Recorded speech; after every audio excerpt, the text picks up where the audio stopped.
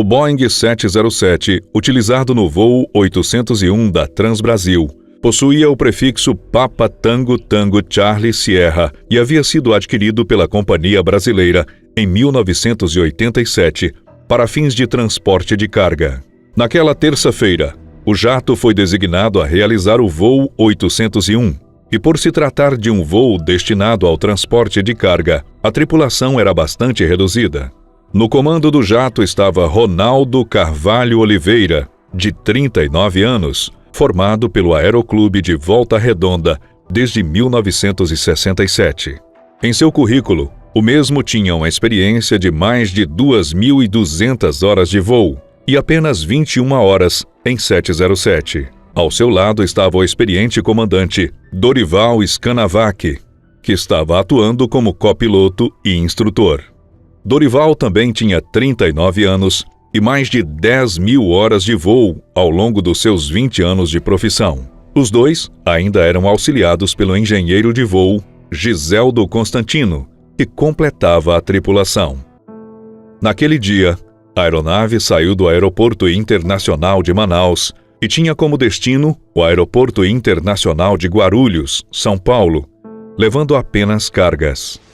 Antes do voo 801, o mesmo Boeing 707 realizou o voo 800, um voo cargueiro regular que consistia no caminho inverso, saindo de São Paulo e voando até Manaus.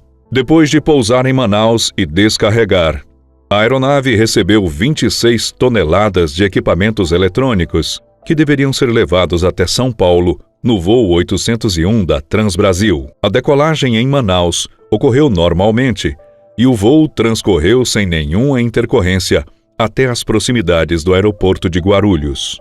Mas os problemas surgiram durante a desaceleração. Neste momento, o Boeing 707 apresentou uma perda de altitude inesperada e o piloto, consequentemente, perdeu o controle da aeronave. Às 11 horas e 54 minutos, ao perder altitude de forma descontrolada, a aeronave ficou também sem sustentação e acabou caindo em uma área bastante povoada de Guarulhos, onde fica o Jardim Cintila. No momento da queda, o avião acabou atingindo vários veículos e residências, deixando um rastro de destruição pelas ruas. Para piorar, o tanque do 707 estava abastecido com 15.000 litros de combustível, provocando um grande incêndio no local da queda. Os 3 tripulantes, mais 22 pessoas em solo, perderam a vida. O número de feridos foi estimado em torno de 100 pessoas e muitas precisaram ser levadas ao hospital em situação grave. O relatório final levou 2 anos para ser oficialmente publicado, sendo finalizado apenas em abril de 1991. Nele, o CENIPA aponta os fatores que considera como os responsáveis pela tragédia. O documento menciona o fato de que Ronaldo ainda não tinha muita experiência com o Boeing 707, motivo pelo qual estava realizando vários treinamentos com a aeronave. No momento do acidente, ele tinha apenas 21 horas de voo em aviões desse modelo e, por isso, suas ações eram monitoradas de perto pelo já experiente comandante Dorival, com mais de 1.400 horas de voo nesse modelo. Na sequência, o relatório final aponta que houve um claro estado de ansiedade na tripulação ao perceberem que seria necessário usar uma velocidade acima do esperado no momento do pouso. Isso porque, conforme consta no relatório, a pista do aeroporto de Guarulhos, onde o Boeing iria pousar, estava programada para uma manutenção ao meio-dia, e o 707 estava programado para pousar às 11h55.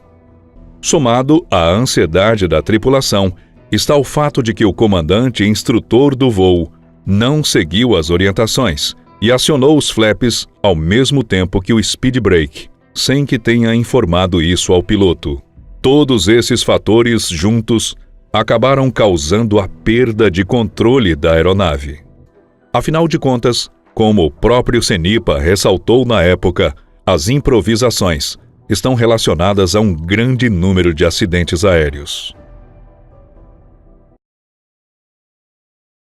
O avião escalado pela United Airlines para realizar o voo 811 foi um Boeing 747, com prefixo November 4713 uniforme. Até aquele fatídico dia 24 de fevereiro, o 747 não havia chamado a atenção de nenhum dos responsáveis pela manutenção dos aviões e não havia se envolvido em nenhum acidente.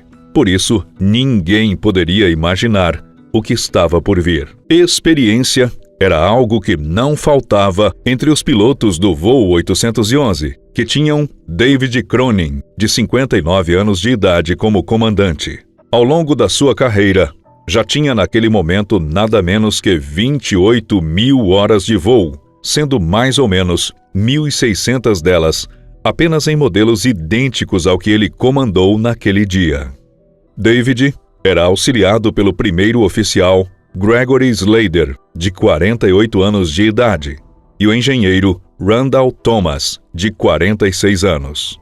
Os dois também já tinham mais de 10.000 horas de voo e estavam acostumados a lidar com o Boeing 747. O voo 811 saiu do Aeroporto Internacional de Los Angeles, na Califórnia, e o seu destino era o Aeroporto de Sydney, na Austrália. Mas ele deveria fazer pequenas paradas em Honolulu, no Havaí, e em Auckland, na Nova Zelândia. A primeira parte da viagem correu de acordo com o esperado e não foi registrada nenhuma intercorrência. Mas os problemas começaram a surgir após a escala em Honolulu. Depois de fazer a parada programada, o avião decolou a partir do aeroporto localizado no estado americano do Havaí, a 1h52, com 337 passageiros, além dos 18 tripulantes que cuidavam para que tudo corresse bem. Enquanto o piloto se preparava para decolar, ele avisou toda a equipe sobre a possibilidade de tempestades e turbulências durante o trajeto que iriam fazer a seguir, e os passageiros haviam sido instruídos a manterem os cintos de segurança afivelados. Porém, mais ou menos 17 minutos depois da decolagem, o avião sofreu uma explosão de grandes proporções, enquanto voava a mais ou menos 22.000 pés, um pouco mais de 6.700 metros de altura. De acordo com os relatos, foi ouvido um som semelhante ao de uma bomba por quem estava dentro da aeronave, e por isso a tripulação logo imaginou que o Boeing havia sido alvo de um ataque. A explosão fez com que a porta de carga dianteira fosse aberta, fazendo também um rasgo na fuselagem. Os danos causaram uma perda na pressão do interior do Boeing e 10 assentos acabaram sendo ejetados de forma imediata. 2 deles estavam vazios, mas os 8 passageiros que ocupavam os demais bancos acabaram morrendo naquele momento, sem que seus restos mortais jamais tenham sido encontrados. Sem saber exatamente o que estava acontecendo, o comandante David Cronin precisou usar toda a sua experiência para encontrar uma maneira de devolver os sobreviventes ao solo sem causar novas fatalidades. A situação de emergência foi decretada aproximadamente às 2 horas da manhã no horário local, e os tripulantes precisaram lidar com vários problemas técnicos que sucederam à despressurização. O engenheiro Thomas fez uma rápida análise da situação da aeronave e passou instruções importantíssimas para que o piloto pudesse planejar o pouso de emergência. Felizmente, o pouso de emergência aconteceu sem maiores intercorrências, e em menos de 1 minuto, os sobreviventes deixaram o interior da aeronave. Todos os comissários de bordo sofreram algum tipo de ferimento, desde mais leves até casos graves, que precisaram ser levados a um hospital com urgência. Partes de corpos e retalhos de roupas foram encontrados em um dos motores do Boeing, mas não foi possível atribuir os fragmentos a nenhuma das vítimas em específico. Durante as investigações, as autoridades precisaram se desdobrar para encontrar fragmentos da porta de carga do Boeing, já que eles seriam cruciais para uma conclusão detalhada sobre o que causou o acidente. Foi apenas entre os meses de setembro e outubro de 1990 que 2 partes da porta foram encontradas no Oceano Pacífico, a uma profundidade de mais ou menos 4.000 metros. O relatório final, apresentado pelo Conselho Nacional de Segurança nos Transportes dos Estados Unidos, aponta para uma abertura inesperada da porta de carga, provocada por problemas elétricos e também por equívocos no projeto da peça. Os peritos sugerem que um curto-circuito deu início a uma sobrecarga nas travas da porta, causando um diferencial na pressão e na aerodinâmica, em última instância, a descompressão explosiva.